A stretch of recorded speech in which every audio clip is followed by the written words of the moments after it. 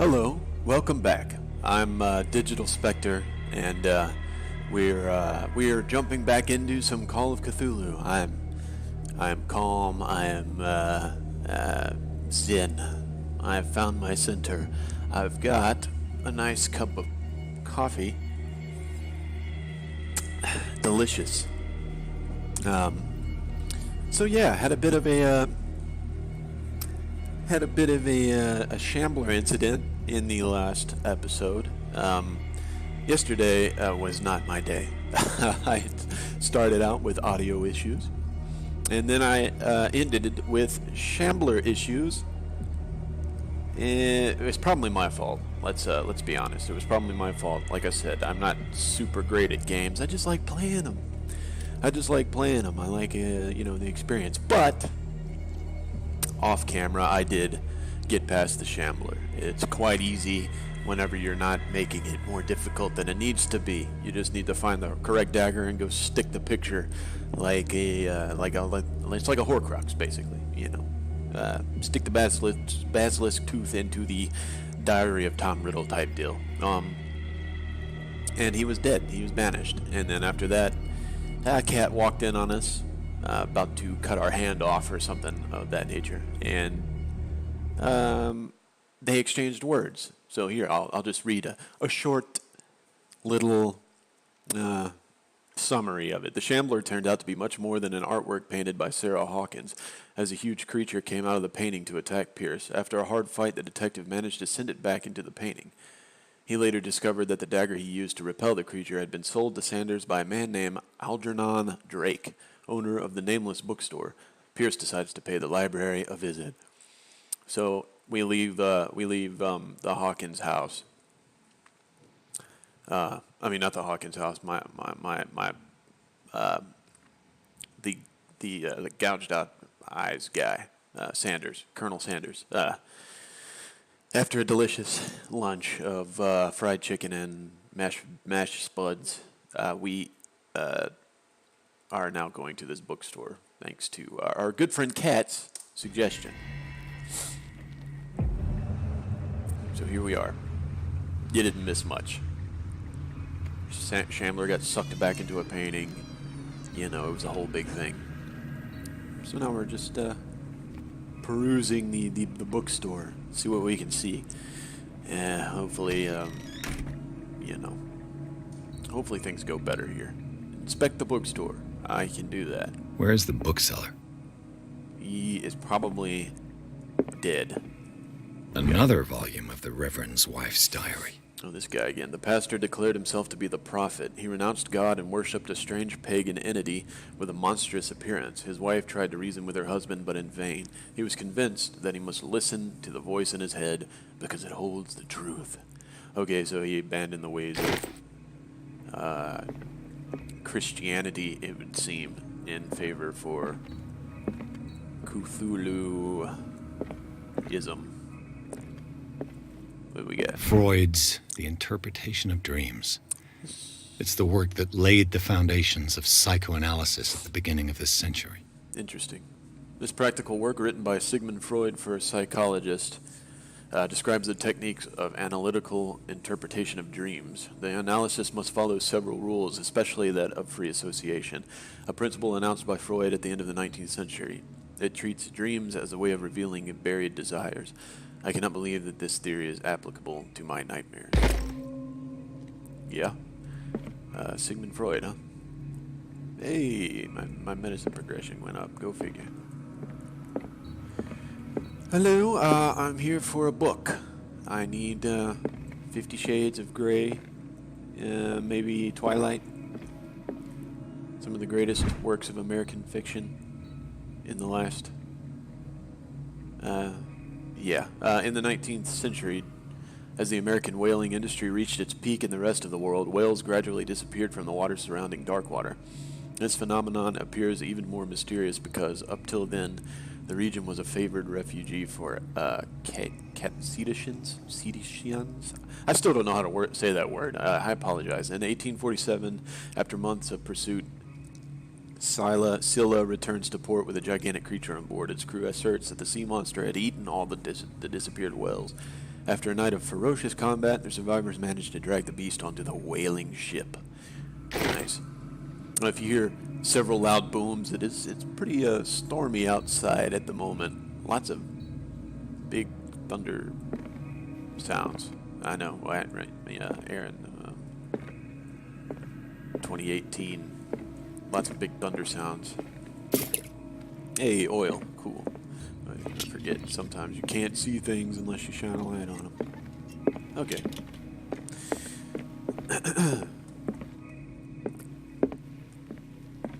What we got? Another history. Puritan colony led by the Reverend John Wickwood. John Wickwood. So, see, none of this would happen if John Wick was the actual Reverend who led the Puritan colony. Settled on the island during the 17th century. They named the island Darkwater because of the dark shades of the sea. They believed it was because of the peculiar color of the rocks surrounding the island. They erected the first buildings, among which were the Hawkins Manor, the church, and the cemetery. The red documents and handwritten notes they left spoke of nightmares and deviant behaviors. They had disappeared at the beginning of the 18th century. Darkwater is an interesting place. Darkwater. I don't know why I keep doing that. Stop it! Hey man, come on, put it up. Thank you. What the frick? Alright. I kind of... Okay, I'm not gonna... I think back there is probably... I want to see if there's any more books that I can... The Book of Zion is the foundational work behind Helena Blavatsky's Theosophical movement. Its followers place truth on the same footing as a religion. Book of Zion. These Tibetan writings are at the origin of the esoteric movement founded by Helena Blavatsky at the end of the 19th century, the creator of Theosophy would have drawn extensively on the texts of this work, but no one has ever been able to consult them. I thought they didn't exist. This book, discovered in the nameless bookstore on Darkwater, could be as much a fake as irrefutable proof of Blavatsky's sincerity. Oh, cool. I've got a copy. I'm good. You. Handbook on Anatomy. Okay, it's another medical deal.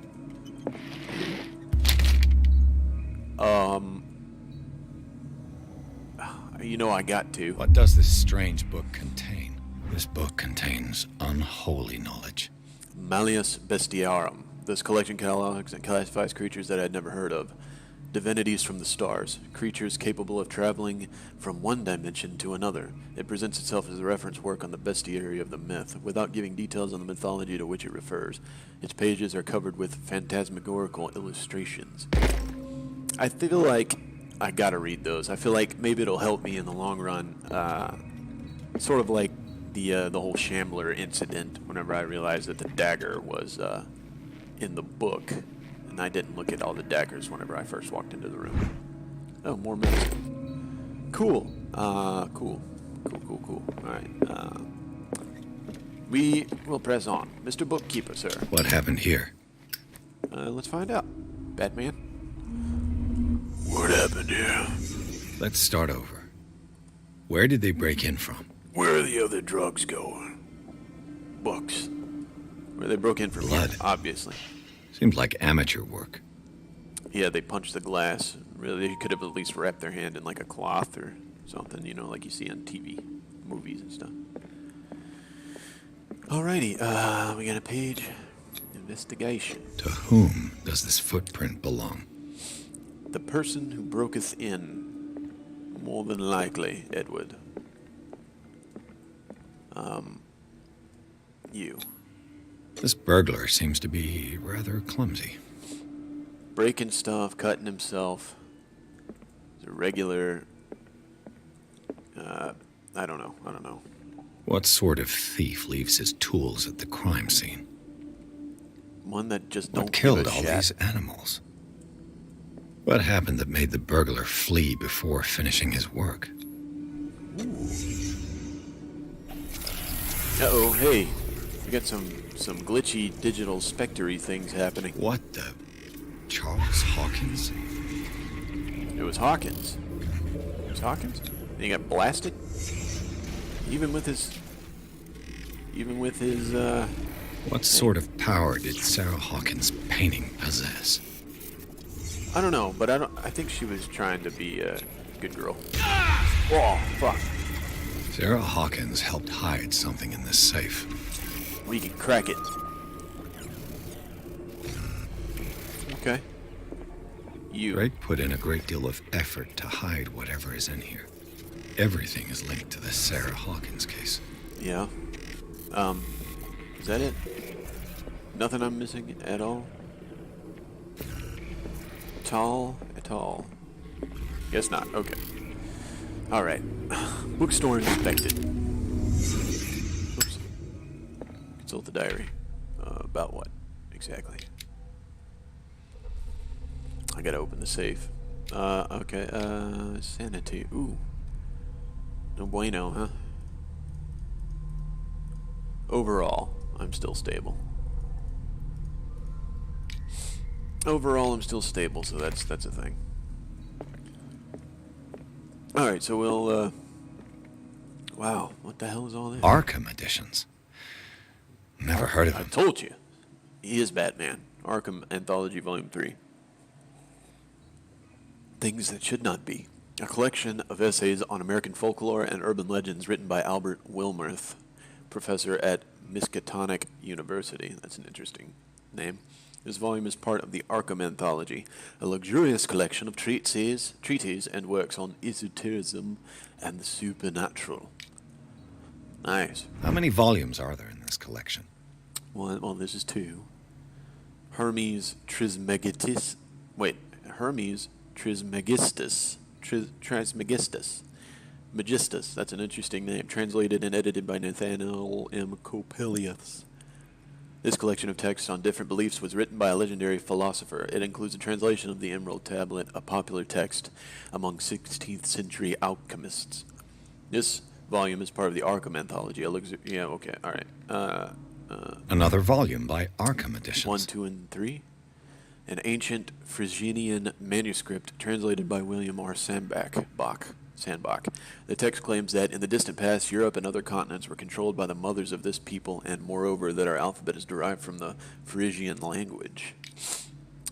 Well, that's a thing. Arkham editions. Never heard of him. How many times are you going to sound surprised by the Arkham editions? A book of esoteric philosophy and a key text in Madame Blavatsky's Theosophical Movement, written by Helena Petrovna Blavatsky. How many volumes are there in this collection? Stop saying things. Another volume by Arkham editions. Oh, okay. How many all right. volumes This are is there? getting obnoxious, Edward. I'm done looking at the Arkham editions. Uh-huh. Edward, you broken record. Hello? No? You? Is everyone on this island taking sleeping pills? Well, you got to. What do I use those for, actually? Let me look here. Let's see. Does it actually tell me where I can? I don't have a inspect. I don't know. Okay. What link did he find between Charles Hawkins and an old amulet? This key that bears the Elder Sign is the only one able to protect your psyche. It is in the form of a cylindrical medallion hanging at the end of a heavy chain. Hundreds of years ago, a star and the branch whose purpose is to push back the forces of the great old ones were engraved at its center. Everything points to it being Charles Hawkins that tore it from its last owner, an Egyptian antique dealer. In press cuttings that mention the misdemeanor, the date of the robbery coincides with the last of Hawkins' trips to Cairo. It remains to be seen whether he knows of the true purpose of the artifact. Try to find it. Okay, so these folks were trying to contain the great old ones, I'm assuming. And Sarah Hawkins seemed like she was trying to as well. Charles, on the other hand, had a different idea. Which he seemed like he wants to release the great old ones. Hello? A strange amulet. I have a feeling I'd better not touch it. A strange amulet. The pendant is in the shape of a large dog. I don't know what it represents. I might find out more by searching the bookstore. Yeah, hopefully we don't have to fight a dog with wings. Hey! Drake left instructions on how to find the combination of his safe. I know there's a lot of reading. I apologize, but I don't know. I enjoy reading these things. A page seems to be hidden here. It is possible to read. If somebody finds these memoirs, there will be no doubt that I am in serious trouble. My last and only hope is that my body and bones are still in this plane of reality, in order that they be recovered and burned. The funeral urn must be given to my dear mother, if she is still of this world. The following message is of capital importance. Whoever reads these lines and demonstrates acuity as sharp as mine can hope to gain access to my most precious possession. It lies within my safe, and the clues to the combination are to be found in 3 cylinders, each hidden where life and study combine in the Greek world. Each cylinder is numbered, even if, as the celebrated author says, order is the pleasure of reason, but disorder is the delight of the imagination. Indeed, despite my preference for organized chaos, I must admit that reason usually prevails in the end. If by chance a person, or should I say a genius, was to match my intellect and find the combination of the safe, I would ask that they deliver its content into the safekeeping of my friend and colleague, Professor Armitage of Miskatonic University. The content of the safe is not only a vast digest of knowledge, but also a weapon that is far too dangerous for it to fall into the wrong hands. I hope that you will be able to appreciate the danger that this represents, and that you will act accordingly. In any event, I will neither be there to guide you, nor to suffer from your actions. Well, I'm sorry, Drake, I am far from a genius, pal. I don't know how this is going to work. Medicine knowledge. Hello? Yeah, I'm no genius. Unfortunately, if you got to be a genius to figure this out, it's going to be a long episode. Cylinders, huh? Cylinders. Let's take a peeky poo. Okay. Yeah. Okay. All right. Roger that, Drake. Let's see what I can see. Cylinders? Anywhere? Anybody? You? Cylinder? Yeah? Cylinder? No? Okay. What? Hey, look at that. Cylinders that Drake tried to hide. 2 and 3. I should perhaps listen to them. Yeah, perhaps. Need to find the first one, too. Can I not move these? They look like they can be moved. 2 and 3 aren't going to help you out much without the first one, pal.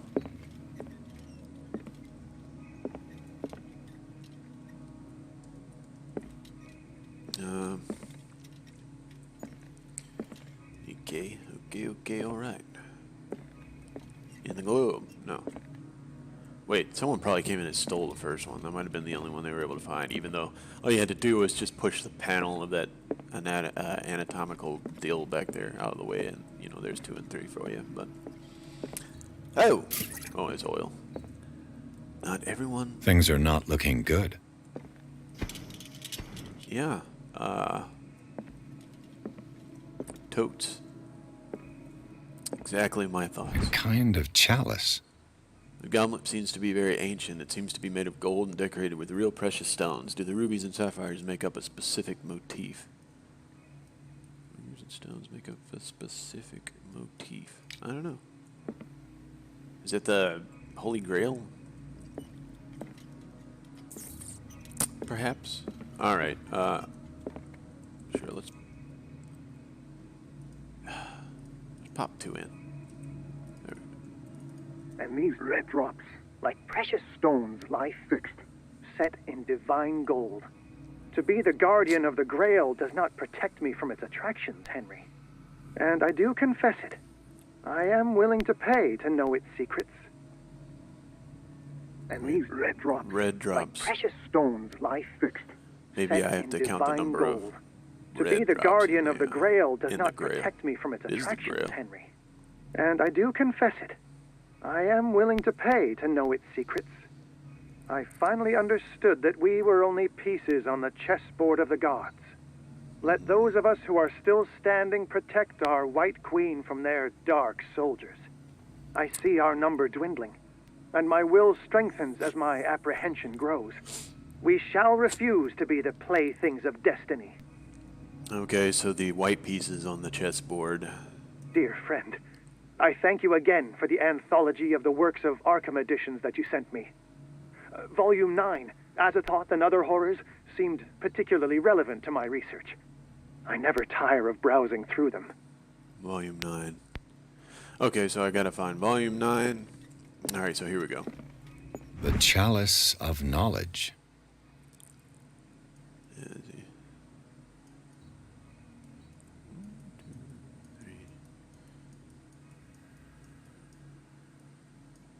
Start from the crack. The crack. 1, 2, 3, 4, 5. Okay, so there's 5 red stones in the goblet. There are 1, 2, 3 white pieces remaining. So it's 5, 3. Maybe it's 9. I don't know if maybe the let's try 5, 3, 9. Maybe the 9th volume was a key. I don't know if that.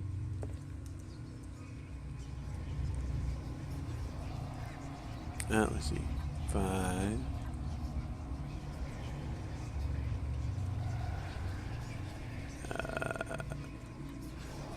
Oh crap. 3.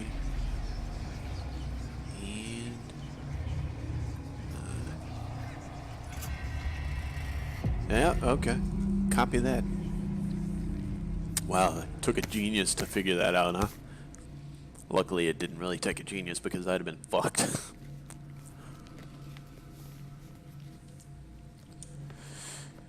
What do you got, man? Interesting book, huh?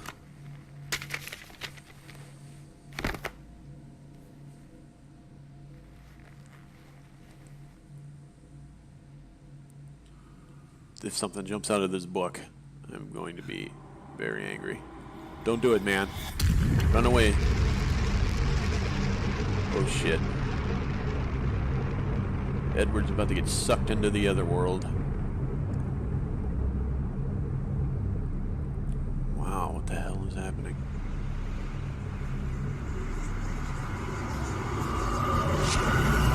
Uh-oh. Did we jump through time?